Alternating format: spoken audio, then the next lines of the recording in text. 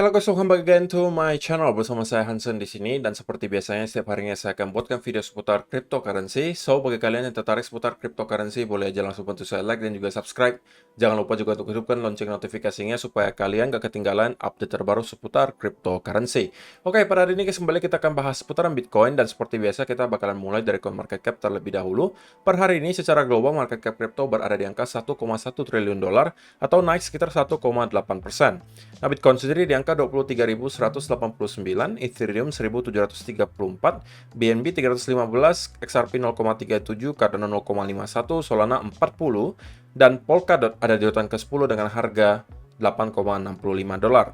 So, per hari ini kita melihat market rata-rata dalam keadaan hijau, kenaikannya ranging antara 0, sekian persen hingga kurang lebih 4%. Top performernya adalah Ethereum guys, dengan kenaikan 4,5% ke 1.734 dolar.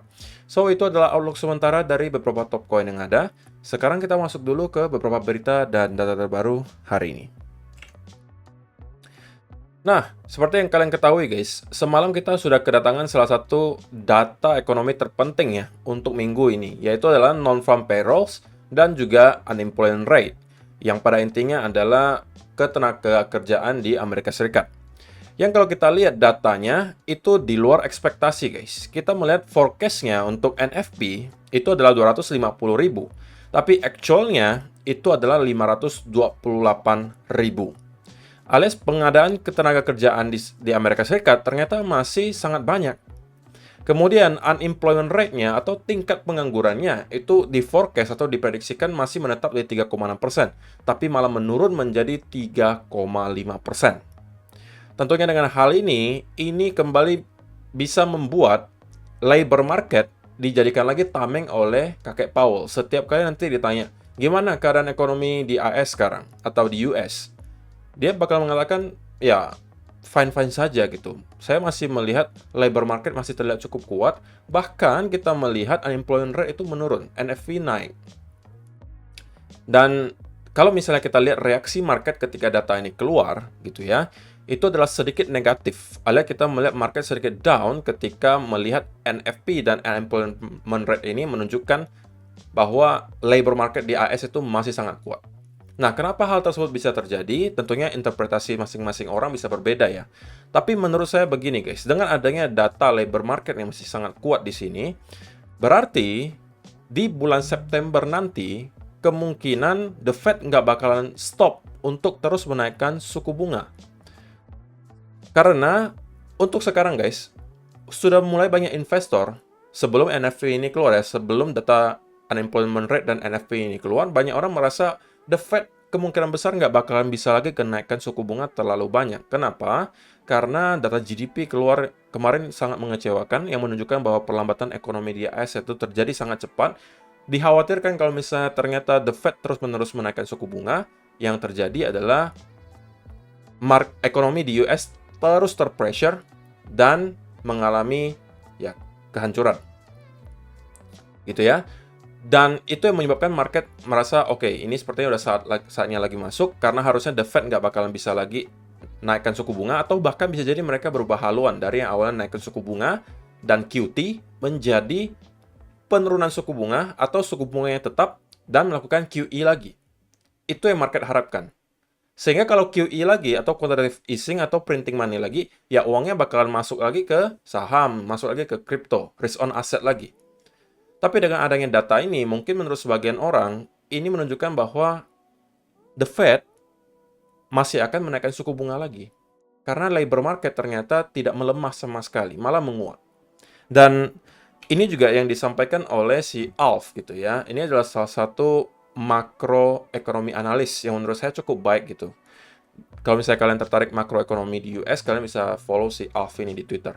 Dia mengatakan massive labor market report with everything the Fed does not want to see.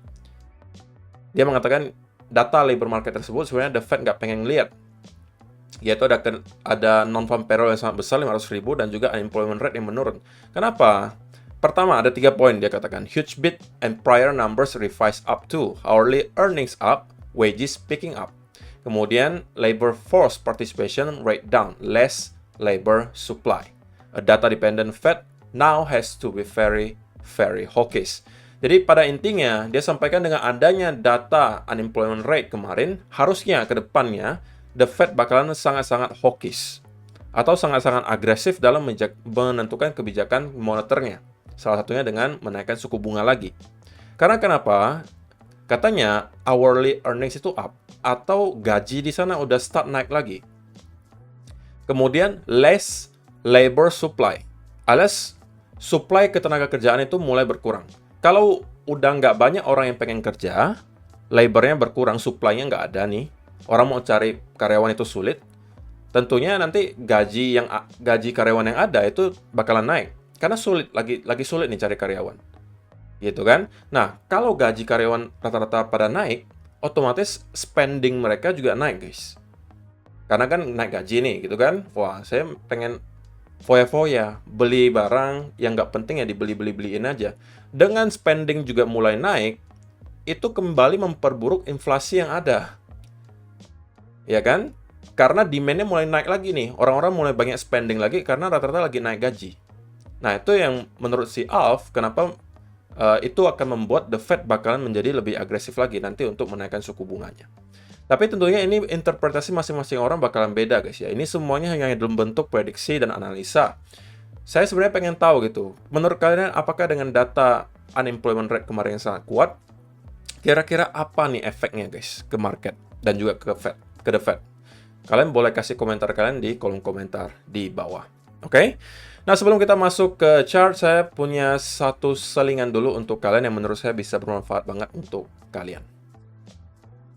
Mau dapat USDT gratis? Silakan kalian ikuti event ini. Ini saya coba sekali, guys.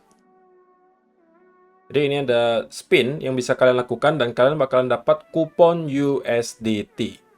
Nah, event yang barusan saya tunjukkan ke kalian adalah event yang diadakan oleh salah satu partner baru kita di channel ini, yaitu adalah Fairdesk. Fairdesk adalah salah satu exchange cryptocurrency yang menawarkan berbagai fitur menarik yang bisa kalian manfaatkan.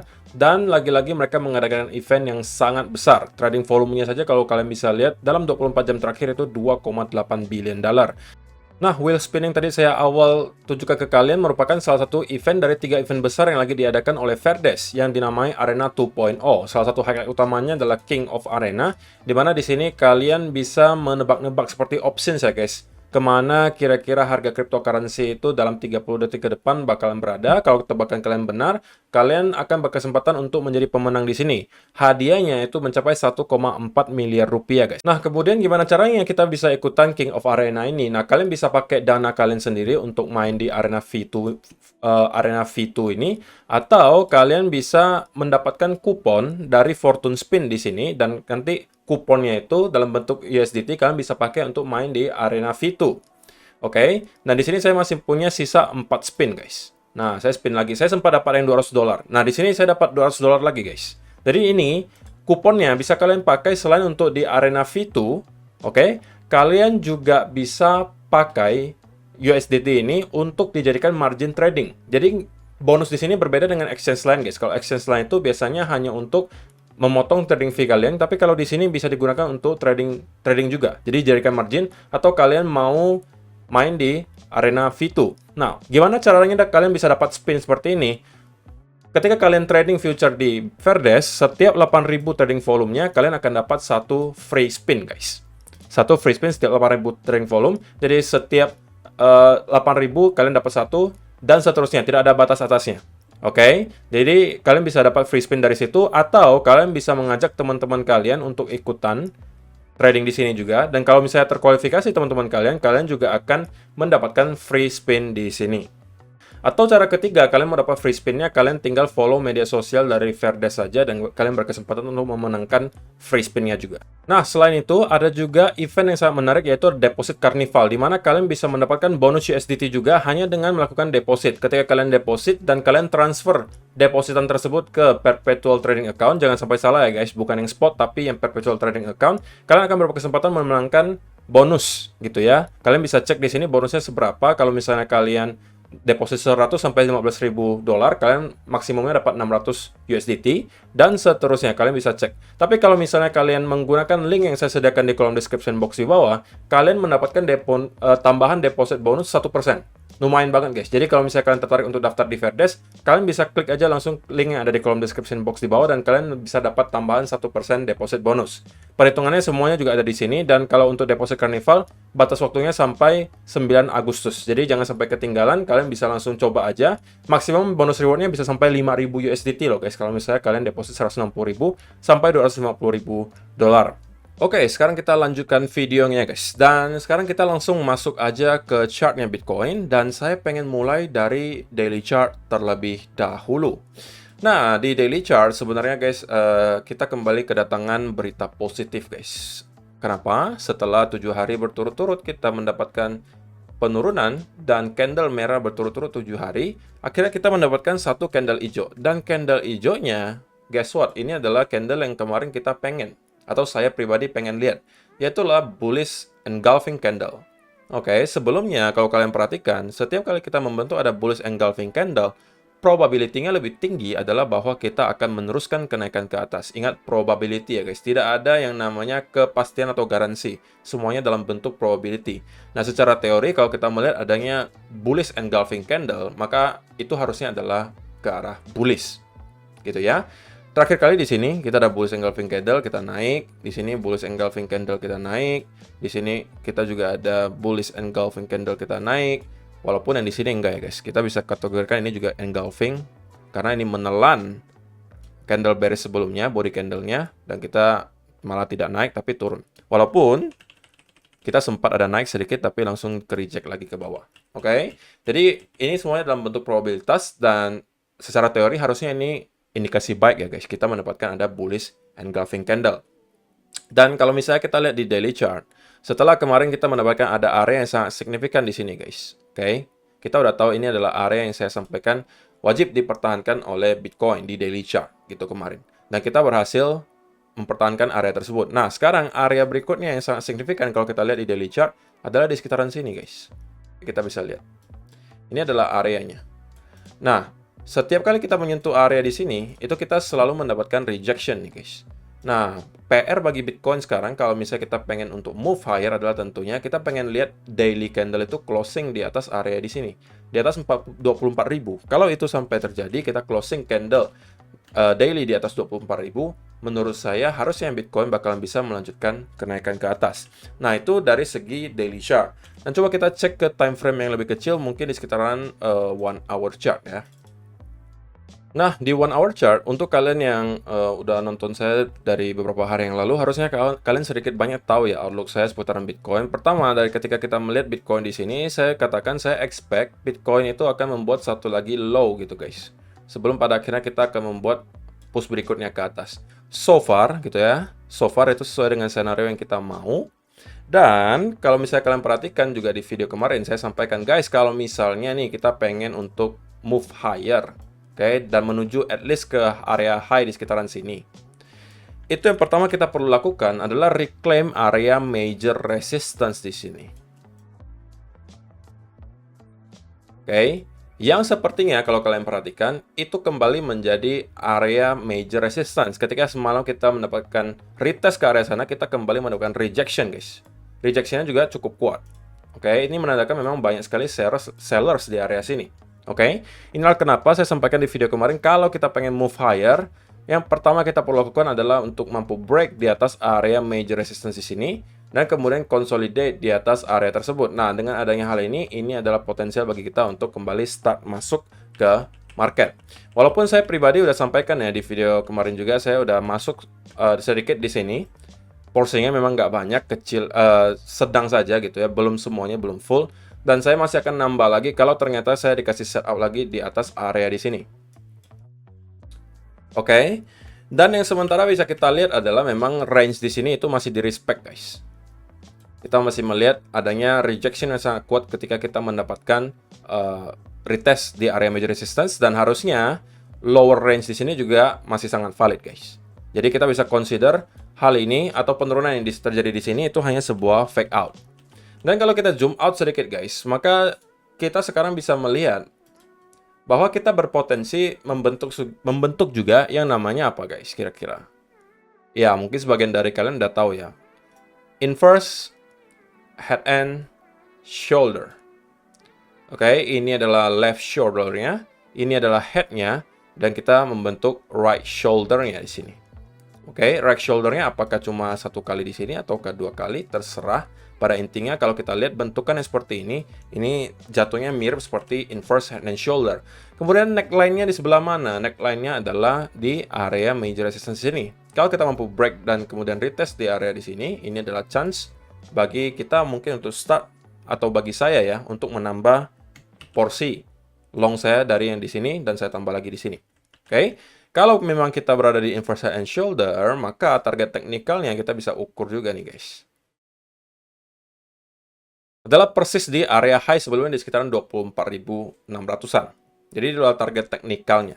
Cuma perlu kalian ingat, sebelum kita mampu nyampe ke area high 24.600, kita masih mempunyai sedikit juga PR gitu ya, ketika kita break dari sini. Berikutnya adalah di sekitaran 24.200 ini juga area yang kalau kalian perhatikan secara historis juga merupakan resistance. Oke, jadi setelah ini kita harus menghadapi lagi 24.200. Kalau ini sudah mampu ditembus, saya rasa kita akan langsung strike menuju ke high atau bahkan menembus ke high yang baru.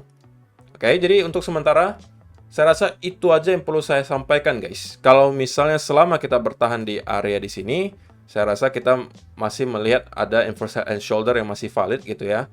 Kalau titik invalidasinya adalah kalau kita sudah breakdown lagi dari area trend, lower range di sini, dan kita membentuk lower low baru, tentunya inverse head and shoulder ini kita invalidasi. Gitu ya, sesimpel itu guys. Dan so far secara price action kita masih terlihat cukup oke. Kita masih ranging saja di sekitaran area di sini. Terlebih lagi di daily chart kita melihat adanya bullish engulfing candle, jadi harusnya gitu ya, kita akan bisa melihat Bitcoin dalam beberapa hari ke depan itu melanjutkan kenaikan ke atas. Minimal ke sekitaran area 24.200 tadi lah ya. Yang kita sampaikan juga merupakan area next major resistance. Ingat, kita berada di hari Sabtu. Sabtu dan Minggu biasanya volume tidak akan terlalu besar. Otomatis biasanya akan terjadi gitu ya, semacam manipulasi kalau misalnya ada. Jadi kalau misalnya kalian trading pun, usahakan tetap hati-hati guys, jangan sampai over leverage. Intinya, risk management itu yang utama. Oke?